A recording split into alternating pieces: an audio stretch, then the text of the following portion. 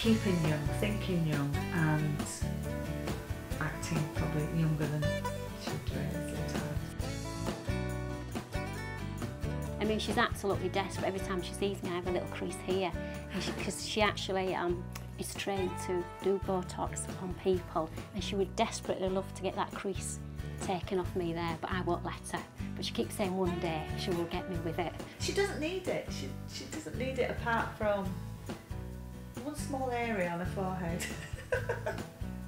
All I want to do is just stick a bit in there, and then this little line here will go, and she'll retain her youthfulness for a bit longer. I think it is important for Dawn to look, you know, about how well she looks and how good she looks. She's not your typical woman of that age, and you know, she likes to go out partying and holidays and things. And I think, you know, she wants to stay as young as possible, really. You know.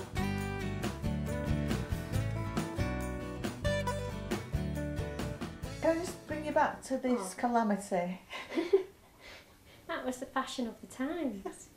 Well, I was the big sister, because there's 5 of us. I've got another sister as well, a younger sister than Barbara. Everybody, all 3 of us, our sisters are totally different. She's always sort of been very conscious of her appearance, and I know when she was younger, she was quite conscious about her ears. We all had nicknames when we were little. Barbara, my sister, was Chubby Chops, because she always had this,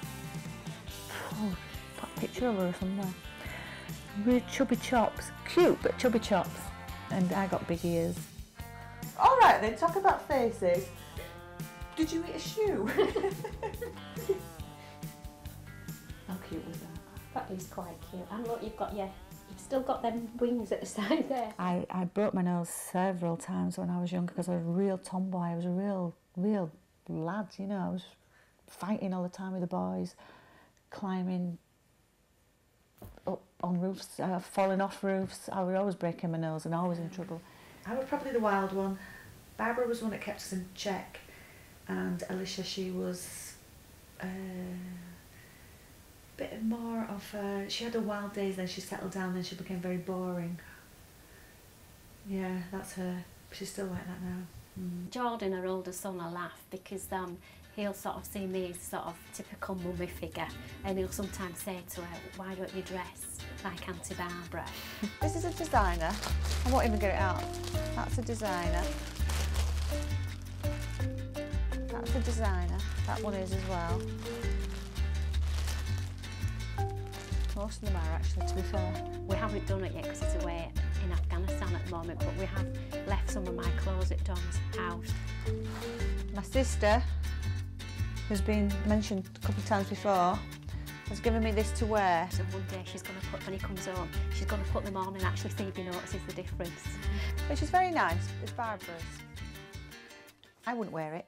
He just keeps saying, "Why don't you dress like Auntie Barbara, Mum? Why don't you dress? You dress too young," kind of thing, you know. So, you know, and he sees me more as a mummy figure. But she'll go out with her children as well. She enjoys going out with her children. You know, she can often be seen in the same bars or pubs as them, you know, whereas my children definitely won't want to be seen in the same bars or pubs as me. My son will be 22 tomorrow, and he is my eldest, and he is a soldier. He's a Royal Engineer, and a part of his course is medic as well. And he's in Afghanistan at the minute. The Afghan thing is the worst bit because of what's happening out there. You're constantly worrying. If you put the TV on and there's something about Afghan on, you're like, oh. You know, it's just a worrying time. I know what he's out there, I know what he's doing. So for a mum, when he left, the day after he left, I went to work and I were in tears all day. Everybody kept saying, "Look after her today, she's a bit, you know, a bit precious today." Not precious, but, you know, like, they understood what was going on. I was a mum and my son had been taken away and I was fretting for him. And every single day I'm fretting for him every day until he comes back. And when he's back, this house, which is normally tidy because I'm on my own here, there's bags, his stuff is everywhere, there's music, he's got the music booming out of the house, and I'm telling him off all the time. But really, I don't really mind it that much really, because he's back. He's only back for a week or so, but he's going to be back. So yeah, as a mum, this is the worst time to be in Afghan. You just hope nothing happens. That's the best you can do, is hope. And then when they come back, make the most of it. I think as we've got older, we've become closer. We often spend weekends away with one another. We always get something free, whether it's a meal or breakfast, or we get something, because she always finds a fault. Yeah, if they didn't upgrade my room, I'd take all my clothes off and run around naked if they gave me an upgrade. Yeah. Not only an upgrade on the beach as well. They were really terrified. You've done a few trips, haven't you? It's got a few freebies, haven't we? I went to an open evening with my sister, who I've actually dragged along. She didn't really want to be there, but we dragged her along anyway. And sat in the audience while he was talking about facial techniques, facial surgeries, and about skin and all sorts of things he was talking about, but mostly geared towards people having some sort of facelift. She actually got me there under false pretenses. She actually told me that we were going for a sort of free open evening kind of thing, and when I got there she had it was a place where she worked, and she sort of let people think that it was me going for this consultation, so I did have a laugh with her about that. She doesn't take me by surprise. I won't be surprised if she just turns up and she's bought a new car, or she's going on a holiday, or she's having something done. That's just how she is. I just think she's got this inner confidence in herself that she's not bothered what other people think. The thing is, it's all how everybody looks after themselves. It's your own self-importance, I suppose. What makes you get up in the morning, put some makeup on. Sometimes I'll go shopping without any makeup on and just hope I don't see anybody that I know. If I had enough money, I'd have a body overhaul. But, and most women probably say that.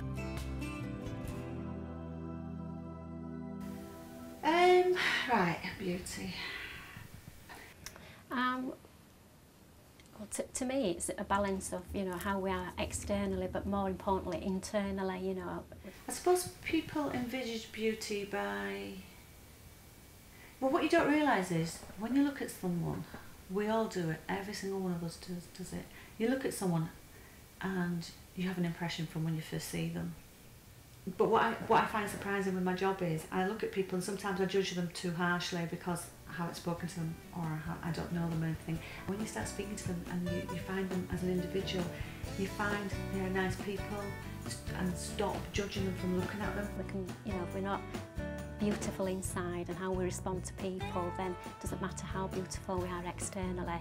If people aren't going to engage with us, that's not beauty to me. It's about how we are as an individual person. When you say beauty, people look at you and think, oh yeah, they're nice looking, or that's a beautiful person, or they're ugly, You're all in different categories.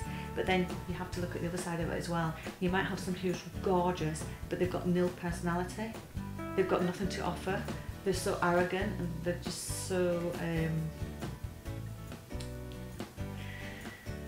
hard to get on with as well, because they just look in the mirror and that's all they can see. You have to be beautiful on the inside as well. It's all about the individual. Everyone has their own image of themselves, what they desire, what they want. For me, keeping young, thinking young and acting probably younger than I should really sometimes, that helps. Nobody wants to get old. Too old. One day it's going to happen. You're just going to look in that mirror one day and go, how did I get there?